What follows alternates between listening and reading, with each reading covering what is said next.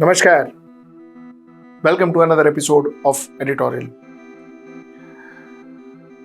The world saw a brutal attack from Hamas, a brutal attack on Israel, killing women and children. But now, the story is changing. Now, the story is the world is seeing a brutal retaliation from Israel. Let's talk about this. Let's get right into the show. Now, like I always say, let's first get informed of whatever is happening, and then we'll spend 2 minutes talking about the analysis. Now, I'm going to talk to you about 1, 2, 3, 4, 5 perspective. First is I will talk to you about the status. The second is I will talk to you about the US perspective. The third, I will talk to you about the Iranian perspective. The fourth, I will talk to you about the United Nations perspective. And finally, we'll talk about the Palestinian perspective. So I'm going to talk to you about 5 perspectives, 5 reactions, 5 point of views, and then we will talk our analysis. We will draw our analysis. This is how I intend to do my editorial, and here goes. Like I said, more than 4,000 people have died. And most of them now Palestinians. On 13th of October, Israeli military aircraft dropped thousands of leaflets on the northern Gaza Strip, warning residents in the part of the Palestinian territory to evacuate its southern half. The Israeli military informed the United Nations late Thursday night that the entire population in northern Gaza should evacuate south almost immediately. 1.1 million people, they were dropped leaflets and told evacuate immediately. If you don't, you will face consequences. What are the consequences? Death. United Nations was not asked, not consulted, not negotiated with, but told, ye khali hona chahiye. Ye khali hona chahiye. This was what Israel did on Friday. According to United Nations, about 1.1 million people live in North Gaza, the most densely populated part of the territory. 1.1 million people. 11 lakh people stay in Gaza, and imagine your town, your city, 11 lakh people. If you are told that in 24 hours, vacate. If you don't, you'll face the consequences. What will happen to you? Imagine, I just want you to empathize this. Imagine what panic would set into your family, your people, your children, the old people at home. What panic. And they don't have a choice. The kind of bombarding that's happening, don't have a choice. So you either vacate, no matter how, whatever way, or you face the consequences, you face the bombs. This is what the United Nations said. The United Nations actually said that it considers this impossible for such a movement to take place without devastating humanitarian consequences. The United Nations strongly appealed for any such order, if confirmed to be rescinded, avoiding what could transform what is already a tragedy into a calamitous situation. The United Nations said, please don't pass an order like this. This will lead to calamity, and which it will. And to which the Israeli response was that to Israel's early warning to the residents of Gaza, Israel's UN ambassador Gilad Erdan said that it was shameful and ignores the brutality of the attack on Israel. Yes, nobody denies the brutality of attack on Israel by Hamas. Nobody denies that. But to retaliate in such a way that you cause damage to humanity, 1.1 million people just asked to go. Okay, let me give you Joe Biden's response. The American response. The American response after the Israeli asked these people to evacuate in 24 hours was that I think it's a big mistake. Look what happened in Gaza.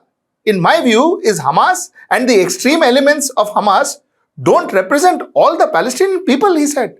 I agree. Hamas doesn't represent all the Palestinian people. Hamas attacked you. Attack Hamas back. Pin them down. You all are Israel. You've got one of the best security forces. Pin them down. Attack them. What are you attacking common people for, civilians for? This is what Joe Biden said. The Israel are going to do everything in the power to avoid killing of innocent civilians. This is what Biden hoped. That they are going to do everything to avoid killing civilian people. But that's not what's happening at all. These 4,000 people who died are not military people. They are not terrorists. They are civilians. So that's not what's happening. Now, let's go to the Iranian perspective. The Iranian perspective, Iran says that if the measures aimed at immediately stopping the Israeli attack that are killing children in Gaza Strip end in a deadlock, it is highly probable that many other fronts will be opened.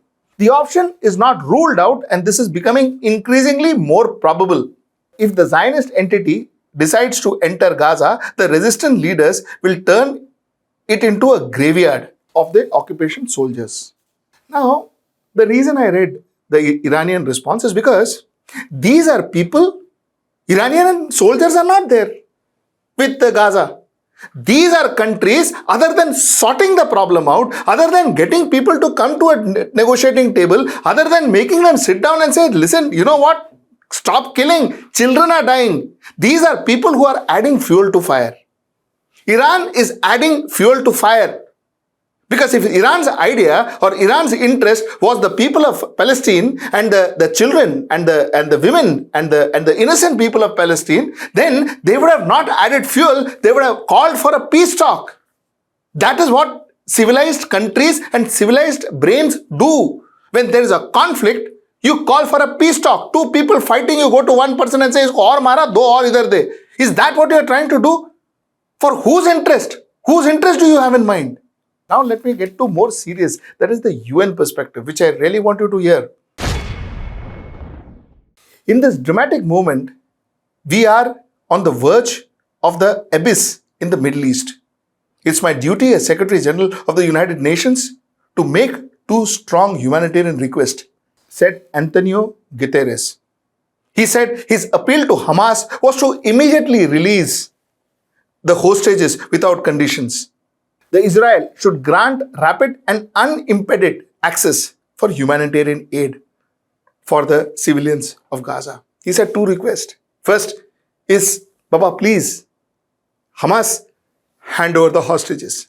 199 hostages you're holding. Hand over those hostages back to Israel. And Israel, stop. Don't put impediments to the relief work that we are doing. Two simple humanitarian requests he had. Our selfless staff on the ground, along with the RNGO partners, need to be able to bring these supplies into and throughout Gaza safely. This is what Mr. Guterres said.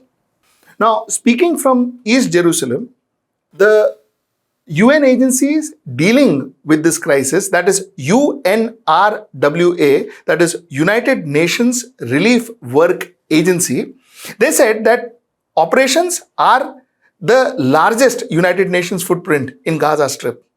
And we are on the verge of collapse. Not one drop of water, not one grain of wheat, not 1 liter of fuel has been allowed into Gaza Strip for the last 8 days. Not one drop of water, not one grain of food, and not one drop of fuel. Imagine 1.1 million people. Imagine their lives. This is what United Nations said. In fact, they said Gaza is being strangled, and it seems that the world right now has lost its humanity. This is what United Nations said. Now let me come to the Palestinian perspective.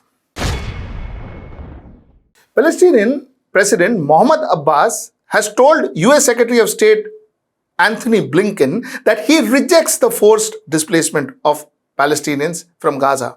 following Israel's order for all of the enclave civilians to move to the south. He also said that the humanitarian corridors must be allowed in the blockaded coastal enclave immediately to prevent humanitarian disaster. This is what the Palestinian had to say. Now, let's come to our analysis. You see, till now, the whole world was talking about Hamas and its brutality. Till now, the whole world was calling a terrorist out, that is Hamas. Till now. But all of a sudden, things are changing. Israel's brutality seems to be exceeding Hamas's. The point that I'm trying to make is what Hamas did was wrong, and there is no doubt about it. We all condemn it to the core. But now what's happening in Gaza Strip? By strangling 1.1 million innocent women, children, civilians. That's too much of a brutality. That's too much of a retaliation. This is beyond humane. This is inhumane. That's the point number one. Point number two is the world opinion is also changing. Biden is also once where the same Biden who said that, we are there, not a worry, we are there with everything what Israel does and all that. Biden is also changing. The whole world perspective is changing. There is somewhere down the line, Israel needs to stop. Enough. Enough. Your problem is Hamas. Tackle Hamas. Do what it takes to pull them down. But not the Palestinian people. Point number three is you're undermining the United Nations. You have decided that you are going to take charge of Gaza. You're going to evacuate people from Gaza. You're going to throw Palestinians away from Gaza. United Nations is pleading to you to ensure that send one grain of food, one grain of food to eat, one drop of water, one drop of fuel. United Nations is pleading to you. You are undermining United Nations. And the last point is, what are you saying? Is Israel actually saying that Hamas equals Palestine? Are you giving that much importance to Hamas? You think Hamas represents every Palestinian? Are you saying that? If you are saying that, then you are giving validity to a militant organization, to an extremist organization. You are giving validity to them. So why are you doing it? The point that I am trying to say is this situation, like I told you day one, this situation is getting more and more dangerous. Certain countries are putting fuel on the fire to ensure that it burns more because it doesn't affect those countries. Certain countries are, they've changed their stance, but doing nothing concrete.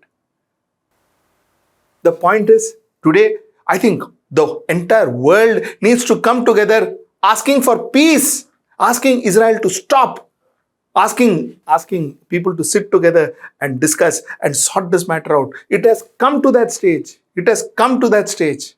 Else, the world is going to see another disaster, another massive disaster, which generations will not forget. This is the point I wanted to make till I see you next time. Namaskar.